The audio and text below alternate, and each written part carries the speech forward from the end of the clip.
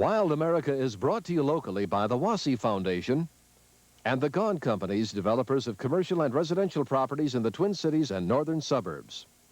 On Wonderworks, an African ambassador's son is caught in a web of international intrigue. No, it looks like me, but it's not me. Why would they want a boy who looks like you, Salu? Once you've pressed this button and activated the mechanism, the bomb is alive, right? The Stories of Wonderworks, Monday night at 7. Major funding for tonight's broadcast schedule is provided by Liberty State Bank, the family bank of St. Paul. Additional funding is provided by Ryan Oldsmobile Mazda, 694 and Brooklyn Boulevard, one of the Ryan family automobile dealerships. The Onan Family Foundation, St. Paul Eye Clinic, providing comprehensive eye care services in downtown St. Paul, Maplewood, and the Midway, and the members of Channel 2.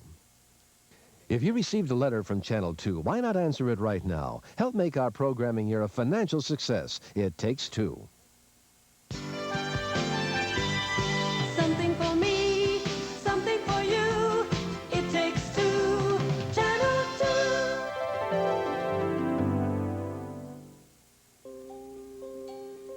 2. Riding in a hot air balloon may not be the fastest way to travel, but it is a stylish way to beat traffic. How do these beautiful boats of the sky stay aloft? Well, coming up on Newton's Apple, we'll find out when I take the ride of my life.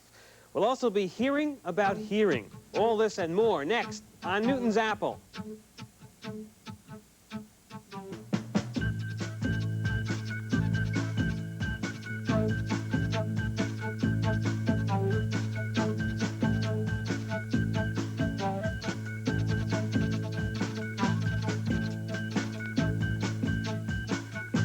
Welcome to Newton's Apple.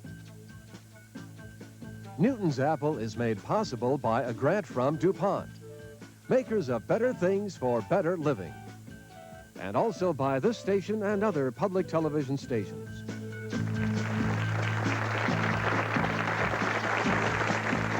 And now your host, National Public Radio science correspondent Ira Plato. Thank you. Welcome back to Newton's Apple. If you marvel at science and technology, if you wonder about nature or the human body, if you're just curious about the world around you, that's what we're here for, to answer your questions. So, why don't we get right to our first question? And this time it comes from? Mel Lovejoy. Mel, you wrote us a really interesting question. Why don't you share it with everybody? Well, I'm interested in hot air balloons, and I've been wondering, how do they work? You ever been up in one? No, I haven't. You'd like to get up in one? Sure would. Well, okay, well, that's good. I especially like this question because the answer begins with a hot air balloon ride. The thought of going up in a hot air balloon is both exciting and a bit frightening, but at the crack of dawn, I met balloon pilot Russ Field of Scenic Adventures to help him prepare our balloon for liftoff. Yeah, if you want to grab right where the black tape is, don't pull on the fabric, All right. Pull on the black load tape. Just kind of follow my fingers out like this. First, we carefully unfolded the beautiful fabric made out of tough but lightweight ripstop nylon. Then a fan was rigged to blow cold air into the balloon, causing it to mushroom out and take on a life of its own. Now it was time for the hot air. Powerful gas jets heated the air inside to almost 200 degrees, inflating the balloon to a height of a 9-story building. Finally, with all aboard, I was off for the ride of my life.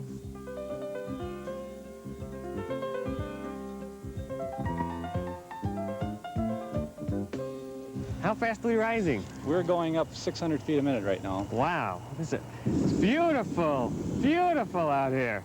I think it's a little scary being out in the open in a small basket like this. Sure. But it's a heck of a feeling. Yeah, now we'll feel a little bit of breeze because we're cutting through the air very quickly now. Yeah. Generally in ballooning, the common theory is that the higher you go, the more of a right turn you get, the lower you go, the more of a left turn you get. Oh, no kidding.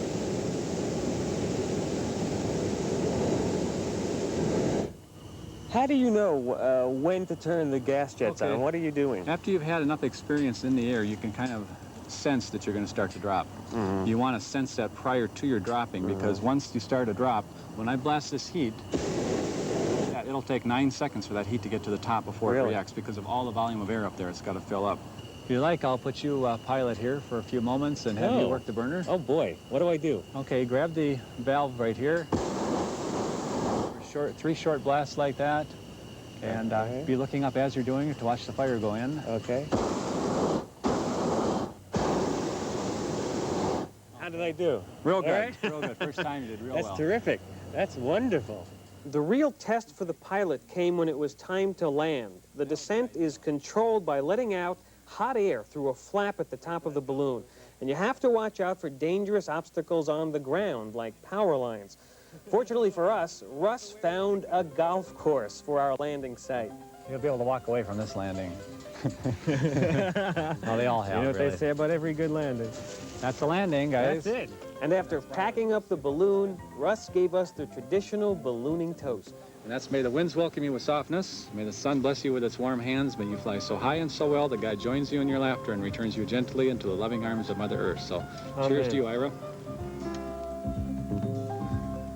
Being up in that balloon, I couldn't help thinking about the exhilaration that the first balloon pilots must have felt. In fact, the science of ballooning has changed very little since the first balloon flight about 200 years ago in 1783. And that's because the physics of ballooning is very basic. How does it all work? Well, here to explain is Dr. Tom Crouch, Curator of Aeronautics at the National Air and Space Museum in Washington, D.C.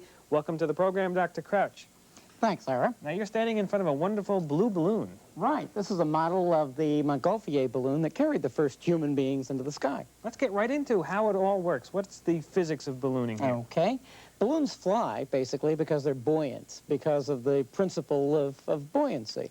And if you'll look behind you, we have a demonstration that'll show you what we mean. See these two balls? They're let me pick them up and show everybody. exactly the same size. They have the same volume. And let's drop one in each beaker. One in here, and one, down to the bottom. You see the difference? This ball weighs more than this ball does. In fact, it weighs more than the amount of water it displaces when we drop it in. And that's why it sinks to the bottom. That's why it sinks to the bottom. This ball weighs less than the amount of water it displaces, the amount of fluid it displaces. We say that it's buoyant. That's what buoyant means, I see. What does that have to do with hot air ballooning or ballooning at all? Well, this is another demonstration that looks a little bit more like the balloon you were in. We have a balloon actually filled with air inside the tank of water here? Exactly. Now, this balloon is buoyant too, just as our balls were. In this case, it's buoyant because the air in the balloon weighs less than the amount of water it's displacing. So it likes to rise to the top. And It's buoyant. And we have put a meter in there. Actually, you can see that it is pulling up with about 7 pounds of force. That means that it's displacing about 7 pounds of water. And it, why is it that it likes to pull up? Why does it go to the surface? Well, every fluid, whether it's the water in the tank or the air out here, has increasing pressure with depth. The pressure is higher down here than it is up here. I see. So the bottom pressure then likes to push it up to the top. Yeah, basically. I see then the key then is to find a substance that is lighter than the air, like the air is lighter than the water here. Exactly. And how do we do that? Well, there are two ways. One way is to fill the balloon with a gas that's lighter than the air. And that's what we've done here. What have you got in here? Well, that's filled with a gas we call hydrogen. But there's a problem. Oh, really? Why don't you stand back and I'll show you what we mean. All right. We'll light the candle.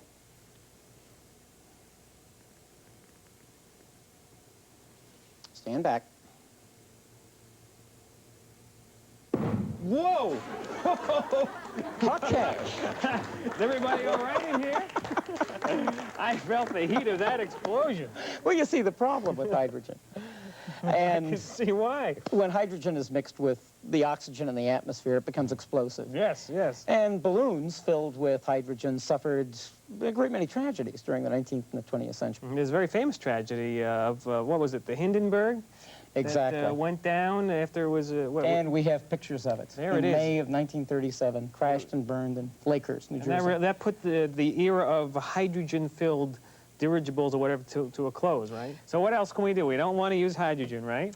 Well, there are other gases. Helium, for example, that are also lighter than air. These balloons are buoyant, again, because the helium in them weighs less than the air that's being displaced. These are just simple helium balloons you find at kids' amusement parks and things like that. Sure. Now, why don't we continue to use helium instead of hot air in these wonderful balloons? Well, helium's rare, it's expensive, and that's a problem. Yeah. All right, so let's get back to our original question, and we've discussed these other types. Let's get back to our hot air balloon. Why does that work? Okay. This is a hot air balloon, basically, just like the one you were flying in earlier. Yours had a propane burner that the pilot operated to keep the air inside the balloon hot, and this one has a flame down here to keep our air hot. And why is it working? What's the when you heat principle the air inside the balloon, the molecules move around faster. They require more space, essentially, and the air inside the balloon becomes rarer, less dense than the outside air, and so the balloon becomes buoyant. And that's the very basic, simple explanation. Thank you, Dr. Crouch, for coming with that uplifting definition and explanation for us. We'll have our feet firmly on the ground when we come back in just a minute.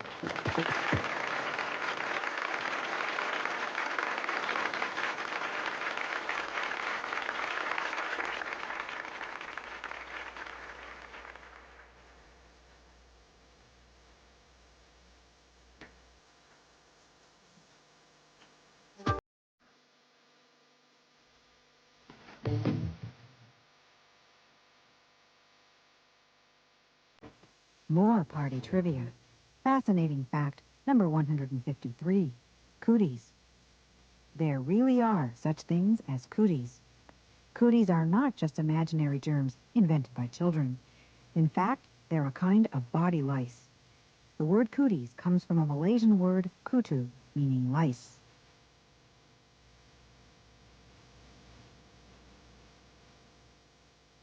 Most of us take our senses for granted, but Diana D'Agostani of Des Moines, Iowa doesn't. And she wrote us a letter wondering what happens to older people when they lose their hearing. Actually, it can happen to anybody at any age. What's it like to be hearing impaired? We put that question to Dr. Barry Varoba, a hearing scientist from Starkey Laboratories in Eden Prairie, Minnesota. Welcome to the program, Dr. Varoba. Thank you, Ira. Good to be here. Let's talk about hearing impairments, but let's first talk about hearing. How does it work? A good place to begin, Ira, would be at the outer ear. This familiar flap is called the pinna, and it gathers and focuses sound for its entry into the ear canal. This model over here shows it a little better, I think. The sound enters the ear canal, all part of the outer ear mechanism, as it's called, and vibrates the familiar eardrum. There are bones attached to the eardrum. They convey the mechanical vibrations of sound further into the ear. This is the middle ear section where the bones and the drum reside. And then finally into the inner ear chamber where the mechanical vibrations are changed into electrical energy in the inner ear. How does that happen in there? Well, it's a very complicated process. We don't know everything about it, but what we do know is that the fluid-filled tunnel, you see this spiraling tunnel? Yes. In fact, if you carve tubes in there. Yes, if you carved away the bone and left just a little bit of bone, it would look like a snail shell, so we call it the cochlea, or snail shell.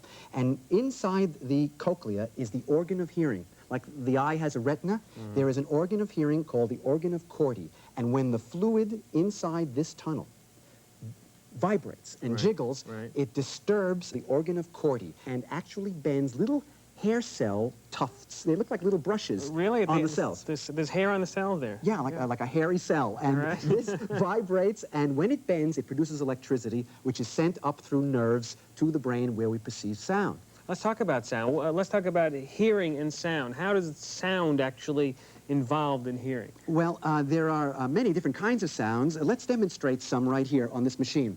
Here's a low-pitch sound. Now a middle pitch and a high pitch. Got it. Now, Got it. speech and many other sounds are actually different recipes, different combinations of those simpler tones, actually many different kinds of tones. And the high pitches of sound are the ones most important for the understanding of speech, the consonants of speech, like p, t, k, s. Those sounds tell us what's being said. So if you lose your hearing ability in those high frequencies, then you're going to really lose your ability to hear speech. Yes, unfortunately, the high-pitch hearing loss type of hearing loss is the most common type, and it affects 20 million Americans today. Okay, instead of us continuing to talk, why don't we see what it's like to have a hearing impairment? Let's go to a party and listen to what it would sound like if you had a hearing impairment. Hi, how are you? Did you see my new car? Now, Ira, you're hearing him normally now, but if I take away the high pitches and simulate a hearing loss, listen to what it sounds like. Wow, it's very, very muffled. You can hardly make out what he's saying. And it becomes harder if you close your eyes and can't watch his lips, because there are cues and clues from watching the lips. Close your eyes and try. It's impossible. It's really very, very difficult. Very difficult. You know, I never realized how tough it would be to have that type of hearing loss. Now, how does it happen? What's going on inside the ear that causes that? We don't know all the answers, but we do know that there is damage to the inner ear's hair cells, those structures with the little bristles on them. Right. Perhaps they're not bending right, perhaps they're not connected to the surrounding tissue properly, but they don't seem to produce the electricity in the right way. And when that happens, you suffer a hearing loss in the high pitches. Can't you go in and operate or do something on it? Well, if something goes wrong in the outer or middle ear, this is where the physician can help. But when there's an inner ear problem, generally, there's nothing that can be done to fix the damaged hair cells. Nothing. Now, a lot of people wear hearing aids. What does that do for you? Well, a hearing aid amplifies high-pitched sounds. It can't fix your inner ear, but it does make high-pitched sounds louder. We have a demonstration for you with our mannequin. We'd like to introduce you to Kimar. Like Kimar? And we fixed Kimar up with a simulated hearing loss, so please speak right into his ear. This is what it sounds like when you have a hearing loss. It's that same muffled... That muffled, indistinct quality. But I've also put a hearing aid into his ear. I'm going to turn it on and have you speak through the hearing aid now. This is what it sounds like when you wear a hearing aid. It's tinnier. It's tinny. The high pitches have been amplified. And that's what you want to do. Those are the ones that help you understand speech. All right, let's talk quickly then about the most common forms of hearing loss. What are they? Well, you can have a hearing loss from disease. You can have a problem with drugs. Even common drugs, like aspirin, can cause a problem when there's an overdose. You could have even problems associated with aging as we get older. But do you have to have a hearing loss when you get older? Well, generally you have a hearing loss when you get older, but it varies as to how much from person to person, depending on, say, family history. Noise is the biggest and most important thing on our minds these days. Our society is suffering from noise damage to their ears. And it's epidemic. It's really everybody's... Loud music and cars without mufflers, a very serious problem. And if you think that you have a hearing problem but you're not sure, how can you tell? Well, there are common warning signs. If you're having trouble understanding people, saying what a great deal, you should see your physician and find out what's going on. Thank you very much, Dr. Varoba, for coming by and for bending our ears today. We'll have more in a minute.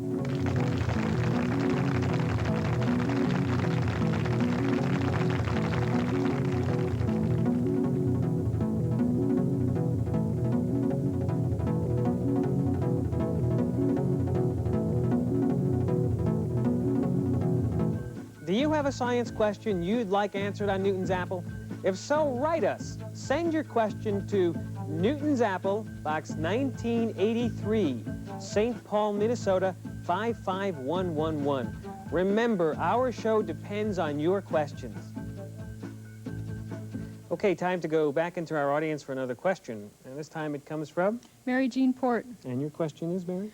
I'd like to know why people get side aches when they exercise. Like those stitches, they call them side stitches sometimes, right? Mm-hmm. All right, good question. Here to answer that question is Dr. Jan Siri, a resident biologist from McAllister College. Welcome back, Jan. Thank you, Ira. And I want to welcome your faithful friend, Ed Erning. Yeah, he's come back to try to answer this question. Unfortunately, it's a hard one to answer because there really is no answer. There's People no do not know well, what can causes. we speculate about it? Well, there are a few speculations. Right. One of them is that it's caused by gastrointestinal gas. Everything is caused by gas, and we don't know about it, right? That's right.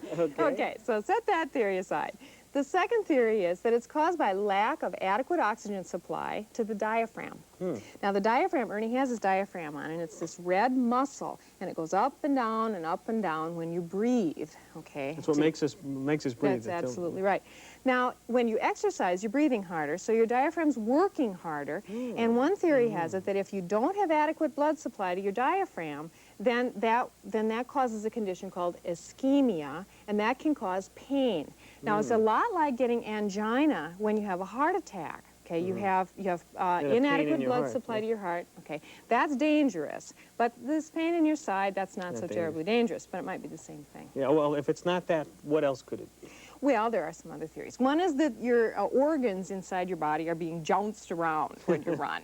Okay. All right. Now, they like that theory because sometimes you get this side ache when you are not actually physically running or anything. You're in a vehicle that's maybe bumpy, and you can actually get a side ache. Well, what about all these long-distance runners who don't appear to be suffering from jostling for 26 miles, right? That's true, but you don't know how many people never became long-distance runners because they had such bad side aches that they never were able to do that. But the point is, no one is spending a lot of money on research to find out why. It's hard to reproduce in the lab, and no one really is studying it, so we just don't know. All right, Jay, thank you very much. You're very welcome. I want to thank Dead Ernest for being such a patient subject again, as he always is.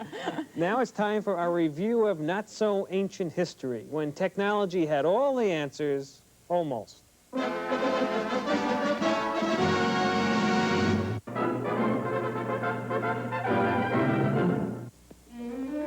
You've seen people do just about every possible trick with a standard breed of motorcycle. So here's something new with a new kind of motorcycle. It's supposed to be amphibious. It better be. What do you know? It is, just as inventor Antonio Carmona claimed. Get in the swim, men. Make a splash with Carmona's patent puddle jumper.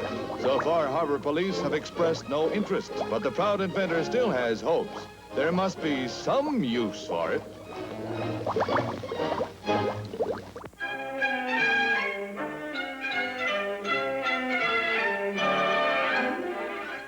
Don't let shopping be a chore. It isn't in Memphis, Tennessee. You just pick up a key from the store cashier, and when you see what you want, you put your key in the right slot. Once you've made your selection, the automatic clerk gets to work, processing each item on your shopping list and sending it by conveyor belt to meet you at the cashier's desk. When you've finished, you simply return the key and pick up your bags. Here are the groceries now. You wouldn't want to buy your eggs from here unless you like them scrambled, but for unbreakables, this has to be the best invention since sliced bread.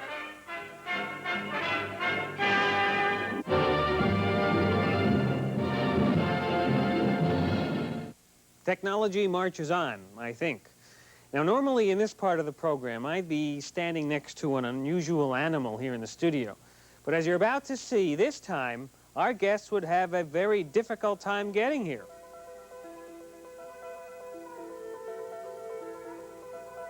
This curious-looking animal looks a lot like a dolphin, but it's really a close cousin, a whale. In fact, both of these beluga whales come from the icy waters of the Arctic North. Fortunately for us, they live now at the Minnesota Zoo, a lot easier place to visit them. Well, we went to the zoo, where our colleague Nancy Gibson helped us to get to know these whales better. Now, beluga whales are small-toothed whales, and these two we caught in the Hudson Bay. And over here, wanting a little attention, is bigmouth, so aptly named. Oh, I can see why, yes. Now, bigmouth weighs, about 1,700 pounds, and he's about 14 years old. And over here is little girl, and she's a little younger, about 9 years old, and also grayer. They're grayer when they're younger. And she weighs about, 1,100 pounds. One of the reasons we came to the zoo was to find out how difficult it is to take an animal from the wild and keep it alive and healthy in captivity, especially a large marine mammal. Nancy told us the whales need lots of personal attention. A whale keeper has to give the animals everything they normally get in the wild. And today I'm going to teach you a little bit about being a whale keeper. Oh, okay. What do we do first? Well, you'll take that white jug there. This one? Yep. Fill it all up with water here. All right. And we're going to take it downstairs and test for a variety of things and see how your skills are at chemistry. All right. Okay. The water the whales live in has to be just right. The 500,000-gallon tank is recycled and filtered every 90 minutes. A daily water sample is tested for harmful organisms that might infect the whales. It's tested for pollution and has to be just the right temperature. And since whales live in salt water, the salinity has to match. Now, most of the time we want the water to be about 2% salt water, but during breeding season we're trying a test where we're going to lower it to about 1%. What we're trying to do is simulate the river water that whales would encounter during breeding season. They like to breed in the rivers. You're right on the mark, 1%. Okay. Now that we knew the water was in good shape, it was time to learn how to feed a whale. First of all, you're going to have to weigh out 2 pounds of mackerel. Nobody likes to eat frozen fish, and neither do whales. The fish in the wild are a lot tastier. So, to make the meals more appetizing, whale keepers vary the amount and type of fish the whales eat. And since frozen fish loses some nutrients, a vitamin pill is hidden in one of the fish. 2 more pounds of herring. Hey, you're pretty good at this. in fish marketing here. Yes, you do. You wouldn't call the whales light eaters. Big Mouth gets about 50 pounds of fish a day. Little Girl gets about 28 pounds. Okay, now here comes the good part. Oh, boy. All right, now this is his food, and that's her food. Now don't interchange buckets here. All right, I'll be careful. All right, you guys, dinner time. First of all, let's greet them a little bit. Really like to sort of... You stick your hand down his throat? Oh, right in there. You can see their little teeth, not to really worry about. Why don't you give her a little rub? Right down your Ooh. Interesting thing about their mouths, they have all their senses centered in there. Sort of acts like their hand. So that's really how they greet us then? Right. And there's one theory that they have a lot of they have very well-developed taste buds, so they're actually kind of seeing who you are by what you taste like. Okay, I'm going to give them a cue here. What you might have noticed about one of these whales, they don't have the dorsal fin, which is one of the peculiarities. No. If you will hold your hand over here and give her, no, the other hand. The other hand? All cues go with your right hand for her and left hand for him. I'm going to give him the cue of this. Okay, Mouth, can I get your dorsal ridge? Come on. Roll over. There we go. What he's going to show us right here is his dorsal ridge, which is a hard calloused area, and they use that for breaking through thin layers of ice up in the Arctic waters. They don't have a dorsal fin like other whales do. Okay, let's show some other behaviors here. All right. All right, you guys, you ready to work? Are you ready to work? Okay, now these animals are known as the sea canaries. Canaries? Yeah, let's see if we can get them to do some songs, okay? Let's hear it. Come on, let's hear it. That's good. Now, these noises are coming through their blowholes. Mm-hmm. Oh, listen to that. Variety of noises. Now, you might notice that his melon and her melon on the bulbous area on top of their mouth, on top of their head, is actually moving. Now Very prominent area, you know. Right. Now, they will use that area to do some of their echolocation from underwater. And that's just air moving around in the nasal passages, and it's projected out throughout that melon area. Fascinating, fascinating. Well, you think you're ready to be a whale trainer here? I think I'm ready. Okay, what I'm going to have you do is a breach or a leap out of the water. You want me to do it? You're going to do it. I'm going to get them to get the leap? Right. Sure. Okay, I want you to station them here. All right. Try that, and then I'm going to have you move both your hands to the outside direction. Do that fast. The outside direction. Right. Okay. Ready? Okay, now station them. Get them over here. Get them over here. All right. All right. Send them on out. Hey, look at that. Now you take this pole here. That's called Grab their the target. pole. Yeah. And put it about the center of the pool. A little Gee, higher. I feel like a real keeper here. Little higher, little higher. A little higher. There you go. Now we're going to get a little wet. There. All right. That's Whoa. called a breach. Now, a breach is something they actually do in the wild. Oh, really? And they'll do that to rid their body of parasites, a little displaying, and also just to keep an eye on what's going on. Very right? good, folks. Very You made good. me look great on television. They are. Unfortunately, I think we're out of time. We have to say goodbye, Nancy. Oh, I'm going to steal your cue. Come on, you guys. Let's have you say goodbye this time. Come on. There. Look at that. They're waving their flippers. Upstaged again. That's right. That's about all the time we have today. We'll see you next time on Newton's Apple. Newton's Apple is made possible by a grant from DuPont, makers of better things for better living, and also by this station and other public television stations.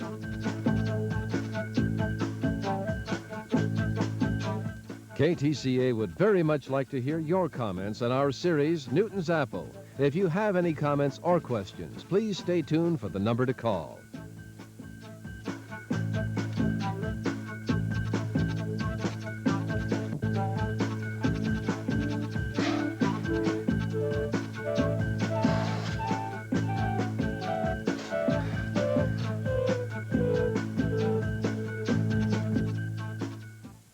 This program has been recommended by the National Education Association and the American Federation of Teachers.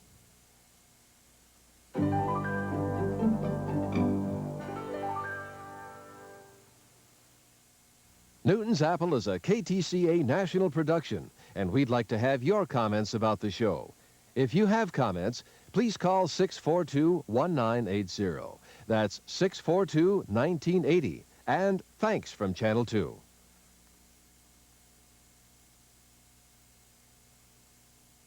Wednesday. It's an exciting night of exploration and performance on KTCA. Journey with the mysterious herds of the Sudan, a riveting survival special. 1 million strong, they roam the African plains. But will the wild antelope survive its spectacular migration? Then, we're on stage at Wolf Trap with the Golden Boys of Bandstand.